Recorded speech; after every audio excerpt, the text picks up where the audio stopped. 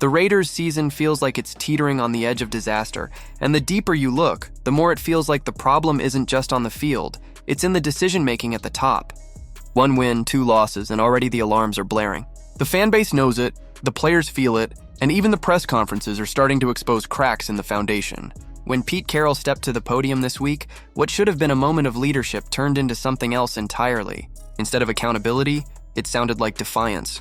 Instead of solutions, it sounded like ego. For a Hall of Fame coach and Super Bowl champion, that's a dangerous look because Raider Nation has been burned before, and they know what it feels like when a coach puts pride over progress. The word that best describes the Raiders right now is confusion. They aren't just losing games, they look lost. On offense, the line is collapsing.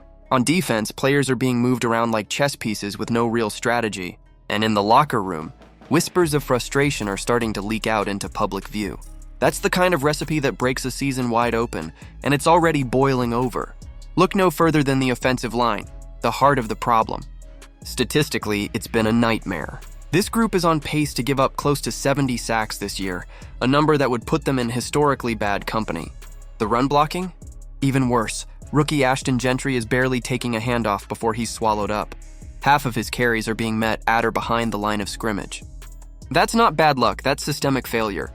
And when Carroll was asked if he'd consider changes, if he'd roll back to the configuration that worked last season with Jackson Powers-Johnson at center and the guards settled in their natural spots, his answer was quick and cold. Absolutely not. No hesitation, no nuance, no sense of urgency, just absolute refusal. That's where ego starts to bleed into football judgment. It's hard for fans to watch. It's harder for the players living it every week. Family members are on social media liking posts that criticize the offensive line coach. They're liking posts that question why JPJ isn't back at center, where he clearly excels. And that's where things get political, because the offensive line coach is Brennan Carroll, Pete's son. Nepotism is an ugly word in sports, but when results look like this, it's impossible to ignore. Brennan has overseen a unit that has regressed across the board. Not one starter looks improved. Not one adjustment has fixed the glaring problems. And yet there's no accountability, no shakeup, no urgency. Instead, Carroll doubles down, shutting the door on solutions that might stabilize the unit. And players are left to wonder if family ties matter more than wins. Then came the bizarre handling of JPJ before last Sunday's game. All week, Carroll said he was ready. Cleared concussion protocol, practiced in full, good to go. But when kickoff came, JPJ was in uniform, standing on the sideline, never seeing a single snap. That wasn't injury, that wasn't precaution, that was a decision. Whose call was it? Carroll's? Chip Kelly's? Brennan's? No matter who made it, it smelled like politics, not football. And that's the kind of thing that tears locker rooms apart. Because players notice when their teammates are benched for reasons that don't add up. And then there's Chip Kelly himself, the offensive coordinator. Brought in to modernize the attack, but right now, he and Carroll look completely out of sync. Chip points to penalties, blown assignments, poor technique, subtle but clear blame aimed at the offensive line. Carroll counters at the podium, insisting the team didn't run the ball enough, not early, not often. One coach blaming the other's unit, the other coach blaming the play calling.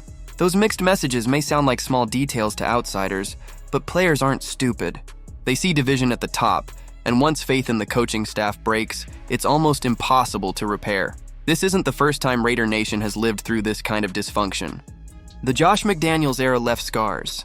A coach who contradicted himself, dug in on bad decisions, picked favorites, and refused to adapt. Carroll isn't McDaniels. He has a championship pedigree and respect McDaniels never earned. But some of the mistakes feel eerily similar. The stubbornness, the refusal to adapt, the politics of coaching his own son. It all echoes a playbook the Raiders fought so hard to escape. And that's why fans are panicking, because they've seen where this road leads. The truth is, the Raiders have the talent. This isn't a bear cupboard. Ashton Gentry is tough and dynamic when given space. JPJ has the skill set to anchor the line for a decade. Colton Miller is still one of the league's most reliable left tackles. On defense, Max Crosby remains a game wrecker, a leader, a cornerstone. Tyree Wilson showed flashes inside during preseason, but for some reason, the staff insists on lining him up at defensive end far more often, neutralizing what he does best. Malcolm Kuntz is stretched beyond his limits. Isaiah Polamau is being miscast, and Crosby, bafflingly, is asked to drop into coverage too often. It's the same pattern over and over. Players put in positions that don't suit them, systems that don't maximize their strengths. That's coaching malpractice, so what needs to change? Accountability has to come first. Pete Carroll's name shouldn't protect him from consequences. 8 months into the job, the unit he's responsible for is worse than before. If any other coach oversaw this collapse, he'd already be on the hot seat. Demotion is the only realistic move, and a veteran presence needs to stabilize the group. Second, enough with the politics around JPJ. He's a center, and the numbers prove the line is stronger when he's there.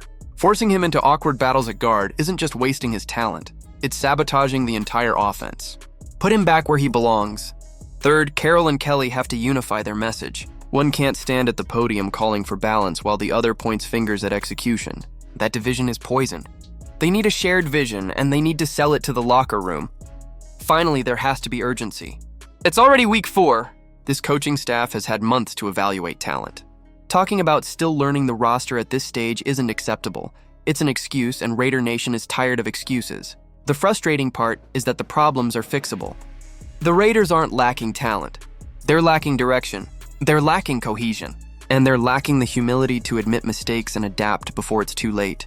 Raider fans have been through rebuilds, false dawns, and broken promises.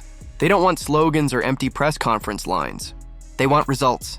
They want a team that plays with purpose, with clarity, with urgency. Right now, what they see is a team drifting, led by a coach who seems more interested in proving himself right than in finding real solutions. Unless that changes, unless politics are stripped out of the equation and the focus returns to putting players in positions to succeed, this season will spiral the same way others have. And if that happens, Raider Nation won't just be boiling, they'll be ready to explode.